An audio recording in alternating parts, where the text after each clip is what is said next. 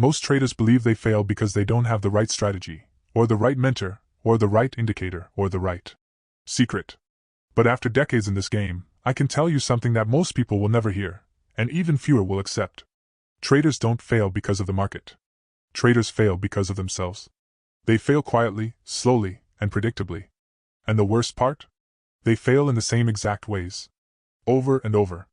As if they're following a script written long before they ever placed their first trade. The truth is harsh. Brutal, even. But I don't sugarcoat anything, because sugarcoating is how traders stay stuck. Most traders fail for a reason they refuse to acknowledge. They are emotionally unfit to trade. They don't have the psychological structure, the internal discipline, or the emotional stability required to survive a profession that punishes weakness instantly. The market doesn't care how smart you are. It doesn't care about your potential. It doesn't care about your talent, your dreams, your hopes, your drive, or your desperation. It only cares about how you behave when you're tested. And almost every trader fails that test. I've watched countless traders come through trading floors, prop firms, mentorship programs, and private groups. Some arrived with confidence. Some with fear. Some with a spark in their eyes that made you think maybe, you never know, maybe they have it. But the market exposes them. Every single one of them. The ones who burn out quickly are easy to spot.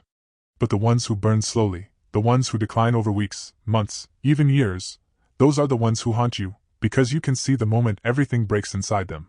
You want to know the real reason 99% of traders fail? It's because trading forces you to confront every part of yourself you've been avoiding your entire life. Trading reveals whether you can handle uncertainty, whether you can tolerate discomfort, whether you can sit with your own impatience, whether you can control your impulses, whether you can detach from outcomes, whether you can manage ego, fear, greed, denial, and self-destruction. Most people can't. So they fail. And here's the darkest truth. Most traders fail not because the market challenges them, but because the market exposes who they already are. The impatient blow up first. They chase every candle, trade out of boredom, and click buttons because silence feels like failure. They don't have the patience required to wait. They don't have the emotional discipline to let a setup form. They treat trading like a race instead of a craft. Then you have the proud ones, the traders who can't stand being wrong. They double down on losing positions, fight the market like it's a debate they can win, and refuse to accept that a loss isn't a personal insult. They blow up not because the strategy is bad, but because their ego turns every losing trade into a revenge mission.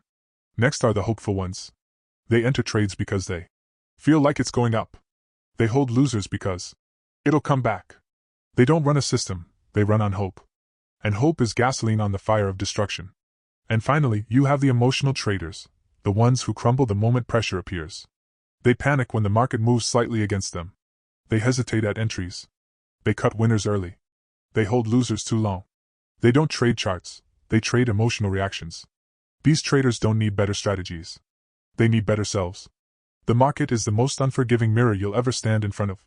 And when it shows you something you don't like, you will either face it, or you will fail. I remember one trader named Lawson. He was sharp, educated, talented. He understood structure better than most. But he couldn't handle uncertainty. Whenever a trade moved against him, even a little, he'd fall apart. His hands would shake. His breath would shorten. You could see the fear rippling through him. And because of that fear, he sabotaged every good trade he took. He wasn't failing because he didn't know how to trade. He was failing because he didn't know how to handle himself. And then there was Reyes. Brilliant analyst. Horrible trader. He treated every trade like a personal challenge. If he was wrong, he fought harder. If the market moved against him, he argued with it in his head. He added size to prove a point. And the market crushed him, because the market doesn't negotiate. People think trading is numbers and charts. It's not. It's your psychology, bleeding through every click of the mouse. Every hesitation. Every decision. Every doubt. Every surge of confidence. Every emotional spike. The market is a war, but the war is internal. And most traders lose that war before they even place a trade. Do you want to know when a trader finally becomes profitable? It's not when they get a better strategy. It's not when their win rate jumps. It's not when they catch a big move. A trader becomes profitable when they stop lying to themselves. When they finally say, I am the problem.